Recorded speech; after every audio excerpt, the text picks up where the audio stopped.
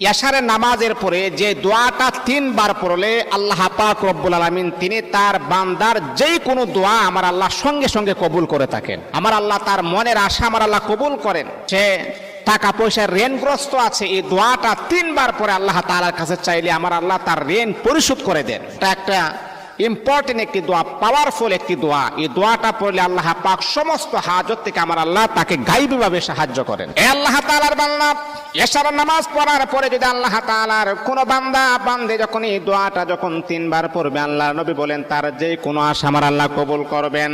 ব্যবসা বাণিজ্য লস হচ্ছে, আমার আল্লাহ তাকে লাভবান বানায় দিবেন। মনের আশা কবুল হচ্ছে না, আমার আল্লাহ মনের আশা কবুল করে দিবেন। যে দোয়াটা পড়লে আল্লাহ নবী বলেন তার যে কোনো দোয়া আমার আল্লাহ কবুল করবেন। দোয়াটা কি? আল্লাহুম্মা ইন্নী আসআলুকা বিআন্নী আশহাদু আন্নাকা আনতাল্লাহ লা ইলাহা ইল্লা আনতা আহাদুস সামাদুল্লাযী